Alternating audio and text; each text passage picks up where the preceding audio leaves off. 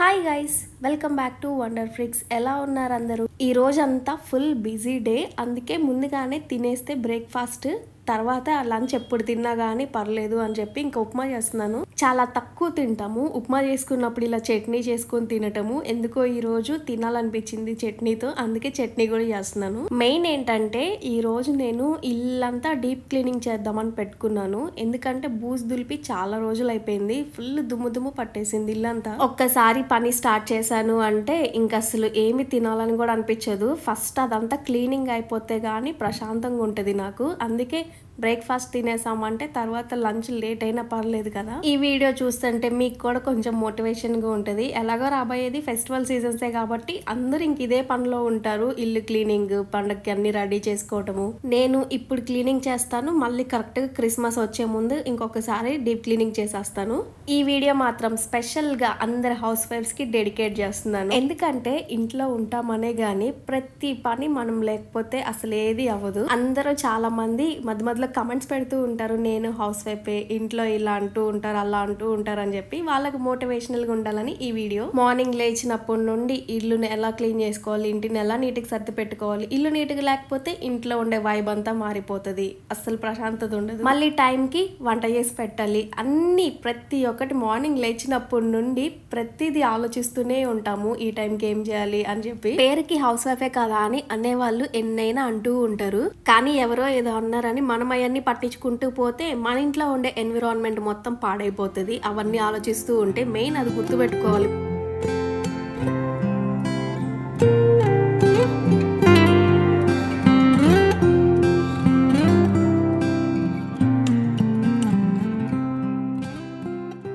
Job చేసే వాళ్ళకి ఇంకొక బాధ, జాబ్ చేస్తుంది ఇంట్లో ఏం పట్టించుకోదు అని. ఇప్పుడు అమ్మాయి ఏం చేస్తున్నా కానీ పెళ్ళయ్యాక అనేవాళ్ళు ఏదో ఒక విధంగా అనాలి అని చెప్పి చూస్తూనే ఉంటారు. ఆ మాటలన్నీ పడకుండా ఉండాలి అంటే ఫస్ట్ అలాంటి వాళ్ళందరినీ అవాయిడ్ చేస్తే దానికి మించిన మంచి పని ఏముండదు.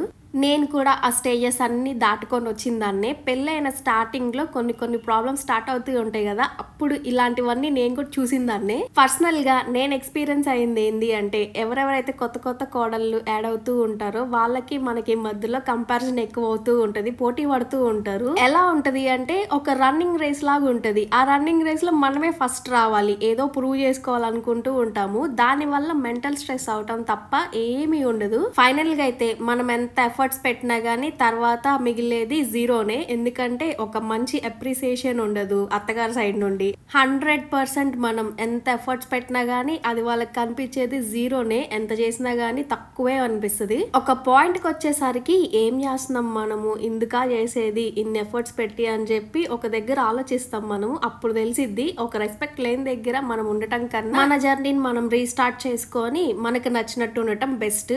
ఎందుకంటే ఈ విషయంలో మాత్రం మా హస్బెండ్ నాకు ఫుల్ గా సపోర్ట్ చేశాడు. ఎంతైనా ప్రతి పని చేసినప్పుడు చిన్న చిన్న సిల్లీ రీజన్స్ వెతికి తిట్టటము ఇలాంటివన్నీ జరుగుతూ ఉంటే ఎవరికైనా ఒక రెస్పెక్ట్ అనేది ఉంటది. ఆ రెస్పెక్ట్ దొరకనప్పుడు ఎవరికి నచ్చదు కూడా.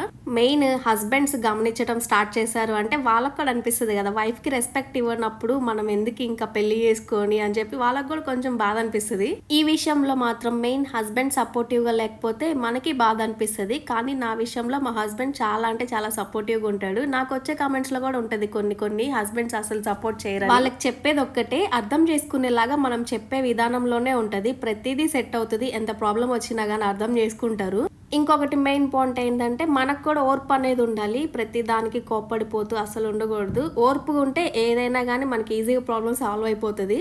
ఏదో కొంచెం అలా కమెంట్స్ పెట్టే వాళ్ళకి కొంచెం రిలీఫ్గా ఉంటుంది. నా సైడ్ నుండి కొంచెం మంచి మాటలు చెప్తే బాగుంటుంది అని చెప్పి అలా చెప్పాను. ఎందుకంటే అందరూ కొంతమంది కమెంట్స్ పెడుతూ ఉంటారు, మీ వీడియోస్ బాగుంటాయి, మీ లైఫ్ స్టైల్ బాగుంటది, మీ హస్బెండ్ బాగా సపోర్టివ్గా ఉంటారు అని. ఇప్పుడు మా లైఫ్ ఇలా ఉంది, మేమిద్దరమే ఉండి ఇంత అండర్స్టాండింగ్ గా ఉన్నాము అంటే స్టార్టింగ్ లో మీ అందరిలాగే కలిసి ఉండి అన్ని ప్రాబ్లమ్స్ చూసి వచ్చిన వాళ్ళమే. ఇప్పుడు ఇద్దరమే ఉంటున్నాము అంటే దానికి ముందు చాలానే ప్రాబ్లమ్స్ చూసి వచ్చిన వాళ్ళమి. ఆ ఎక్స్పీరియన్స్ తో చెప్తున్నాము. ప్రతిదీ టైం కి సాల్వ్ అవుతూ ఉంటే, కాకపోతే మనం కొంచెం అర్థం చేసుకొని అండర్స్టాండింగ్ ఉండాలి మెయిన్ కపుల్.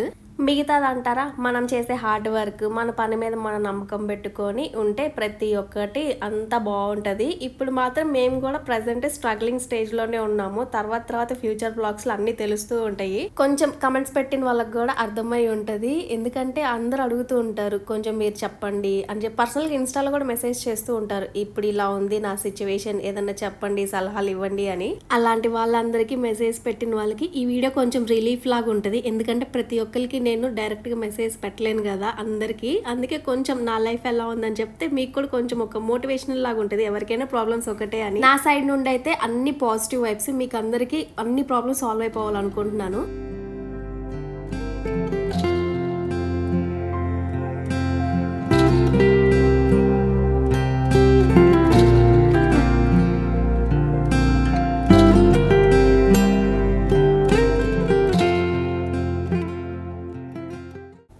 ఇప్పుడైతే బ్రేక్ఫాస్ట్ తినేసాను. ఇంకా అస్సలైన టాస్క్ ఇప్పుడు నుండి స్టార్ట్ అవుతుంది. ఇల్లు మొత్తం క్లీనింగ్ చేయాలి. మెయిన్ ఏంటంటే మా హస్బెండ్ వాషింగ్ మెషిన్ రిపేర్ చేయించాడు. ఇంతకుముందు 75 days ఛాలెంజ్ లో చెప్పాను కదా, వాషింగ్ మెషిన్ రిపేర్ వచ్చింది, ఎలాగో 75 days ఛాలెంజ్ చేస్తున్నాను. నాకు వర్కౌట్స్ అయినట్టు ఉంటుంది, బట్టలు కూడా వాష్ చేస్తే అదొక పనే కదా, టైం పాస్ అయినట్టు ఉంటుంది, ఎక్సర్సైజ్ అయినట్టు ఉంటుంది అని వాషింగ్ మెషిన్ రిపేర్ చేయలేదు. ఏదైనా వస్తువు వాడుతూ ఉంటేనే కదా మంచిగా వర్క్ అయ్యేది. అది ఎలాగో పాడైపోయింది కదా అని దాని పక్కన పడేసి ఇప్పటికి 1 year అయింది. మా హస్బెండ్ అంతే వదిలేస్తే ఇంకా పాడైపోతుందేమో అని చెప్పి ఇంకా రిపేర్ చేయించాడు. ఇంకెలాగో పనిలో పని కర్టన్స్, దుప్పట్లు అన్ని ఒక రౌండ్ వాష్ చేసేస్తే, ఇల్లు కూడా బూజు దులిపేస్తే పనిలో పని 1 dayలో మొత్తం కంప్లీట్ అయిపోతుందని ఈ రోజు పెట్టుకున్నాను.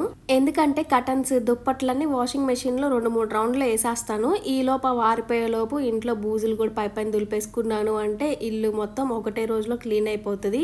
నాకే ఏంట కొత్తగా ఉంది. మా హస్బెండ్ అసలు అప్పుడే రిపేర్ చేస్తా అన్నాడు. నేను మాత్రం వద్దులే, వర్కౌట్స్ చేస్తున్నా కదా, నాకు కూడా కాస్త బాగుంటది, బట్టలు నేనే ఉతుకుతాను వద్దన్నాను. ఇప్పుడు అర్థమవుతుంది అదొక్కటి ఉంటే ఇంత పని ఈజీగా ఉంటుందా అని చెప్పి.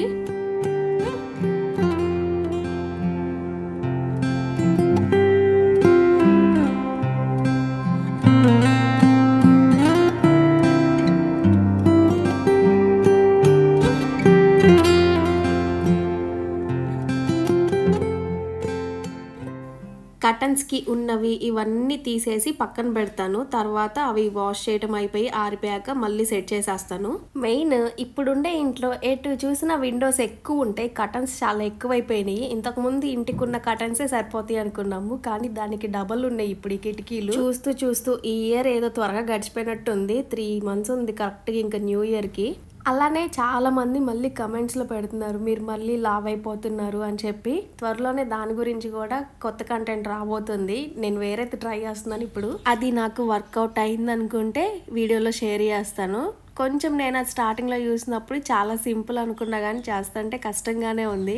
డైలీ ఒక 40 to 45 minutes పట్టిద్ది టైము. దానికోసం జిమ్కి అదేమి వెళ్ళనక్కర్లేదు, అసలు ఒక్క ఎక్విప్మెంట్ కూడా అక్కర్లేదు.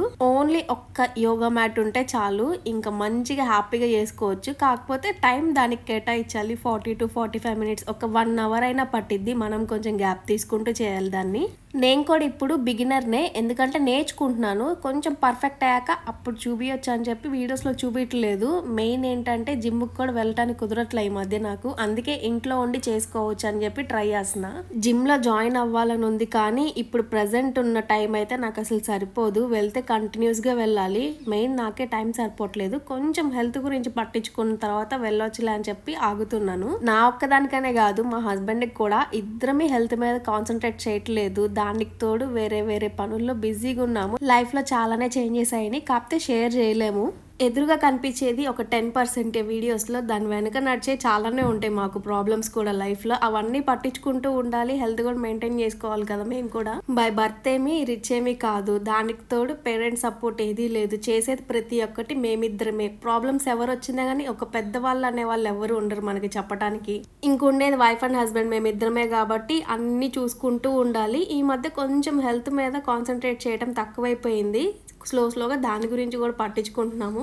ఇంకా వీడియోస్లో మీకు ఈరోజు నేను చెప్పిన స్టోరీ మీద కంటెంట్ ఇలాంటివి చేయమంటే చేస్తాను. ఎందుకంటే లవ్ స్టోరీ చెప్పినప్పుడు కూడా చాలా మంచి రీచ్ వచ్చింది. అలాంటి కంటెంట్ కాకుండా కొంచెం ఫ్యామిలీ థియరీస్ ఇలాంటివి కంటెంట్ చేయమంటే చేస్తాము. మాకైన ఎక్స్పీరియన్సెస్ అలాంటివి మీరు కూడా చెప్తే మాకు కూడా కొంచెం యూస్ఫుల్ అవుతుంది, మీకు ఎలాంటి వీడియోస్ నచ్చుతున్నాయి అని చెప్పి. లేదంటే రోజు ఒక 9-10 మినిట్స్ డైలీ వ్లాగింగ్ పెట్టమన్నా కానీ పెడతాను, మార్నింగ్ టు ఈవినింగ్ రొటీన్ లాగా. మీకు అలాంటిది నచ్చుతుంది అన్నా కానీ కమెంట్స్లో చెప్పండి, అలాంటి వీడియోస్ అయినా పెడతాను. లేదంటే ఒక స్టోరీ బేసిస్ మీద కావాలి, మీరు ఒక టాపిక్ చెప్పండి, దానికి రిలేటెడ్ మాకైన ఎక్స్పీరియన్సెస్ ఏమైనా ఉంటే దానికి సంబంధించి షేర్ చేసుకుంటాము.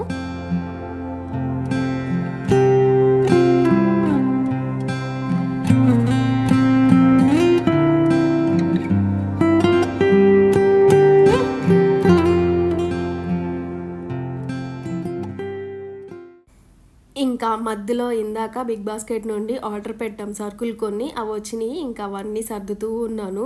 మెయిన్ ఏంటంటే సరుకులు నాకు మంత్లీ ఎలా మెయింటైన్ చేసుకోవాలో సరిగ్గా తెలీదు, ఎక్కువ పెట్టేస్తూ ఉంటాను నేను. అందుకే నేను ట్రై చేస్తున్నాను, ఏవి ఎక్కువ తింటాం మేము అవే తీసుకుంటున్నాను. కొంచెం మంత్కి ఎంత అవుతున్నాయి అవన్నీ నేను మెయింటైన్ చేస్తున్నా, చూసుకుంటున్నాను, రాసుకుంటున్నా మెయిన్ ఎలాంటివి యూజ్ అవుతున్నాయి అని. ఫోన్ నోట్స్ లో అన్ని రాసుకొని పెట్టుకుంటున్నాను ఎలా చేసుకోవాలి అని చెప్పి. ఎక్కువ ఎక్స్ట్రా ఏం పెట్టకుండా పడేసేయకుండా పనికిరావని చెప్పి కొంచెం వాడుకునే అలా చూసి మెయింటైన్ చేస్తున్నాను ఈ మధ్య.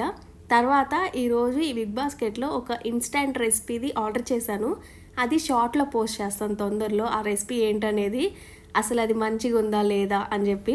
ఇవి తీసి ఇంకా పక్కన పెట్టేసి, ఇంకా ఈ విండోస్ అయితే ఫుల్ దుమ్ము పట్టున్నాయి, క్లీన్ చేయాలి. ఎన్ని విండోస్ ఉంటాయి అంటే నాకే విసుకొస్తుంది ఇన్ని తుడవాలా అని చెప్పి. స్టార్టింగ్ లో చూసినప్పుడు భలే ఉంది, వెంటిలేషన్ బాగుంది అనుకుంటూ హ్యాపీగా వచ్చాం, కానీ తర్వాత పని చేసేది నేనే కదా, ఇప్పుడు అర్థమవుతుంది క్లీనింగ్ ఇంత ఉంటది అని చెప్పి. కానీ నాకు మెయిన్ ఏంటంటే చేసినంతసేపు ఉంటది, త్వరగా అయిపోతే బాగుంటది, విసుకొస్తుంది అని చెప్పి. తర్వాత క్లీనింగ్ చేశాక నాకు ఎంత సాటిస్ఫాక్షన్ ఉంటదంటే చాలా హ్యాపీగా ఉంటది ఇల్లు క్లీనింగ్ అయితే. ఇంకా నేను ఈ వీడియోలో చూపించింది కొంచెమే, ఇంకా ఎక్కువ లాంగ్ అయిపోతుంది అని చెప్పి చాలా వరకు తీయలేదు. బ్యాక్గ్రౌండ్ లో ఎంత పని వచ్చిందంటే అసలు అయిపోయింది నా పని ఇంకా ఈవినింగ్ అయిపోయేసరికి. కానీ మనకి మనం మోటివేషన్ తెచ్చుకోవాలి కదా, కష్టంగా ఉన్నా ఇష్టంగా చేస్తే ఏ పనైనా త్వరగా అయిపోతుంది. ఎలాగో బ్రేక్ఫాస్ట్ తిన్నా కాబట్టి హ్యాపీగా చేసేసుకుంటున్నాను. మెయిన్ నేను తినకుండా ఏదైనా పని చేస్తే వెంటనే చిరాకు వస్తుంది, కోపం వస్తుంది ఆటోమేటిక్ గా. మెయిన్ మా హస్బెండ్ భయపడిపోతాడు, ఫస్ట్ నువ్వు తిన్నాకే ఏ పనైనా చేసుకో అని చెప్పి. అంత కోపం వస్తుంది నాకు తినకపోతే, ఫుల్ ఆకలేసేసి.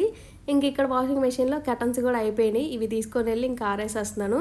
ఈ రోజు నా క్లీనింగ్ ప్రాసెస్ ఇలా అయింది. ఈ వీడియో ఎలా ఉందో నాకు కమెంట్స్లో చెప్పండి మర్చిపోకుండా. మీకు ఎలాంటి కంటెంట్ నచ్చుతుందో మర్చిపోకుండా చెప్పండి. వీడియో అయితే ఇక్కడ ఎండ్ చేస్తున్నాను. నచ్చితే లైక్ చేయండి. కొత్తగా ఎవరైనా చూస్తుంటే మా కంటెంట్ నచ్చింది అనుకుంటే సబ్స్క్రైబ్ చేసుకోవడం మర్చిపోవద్దు. నెక్స్ట్ వ్లాగ్లో కలుద్దాం. బాయ్.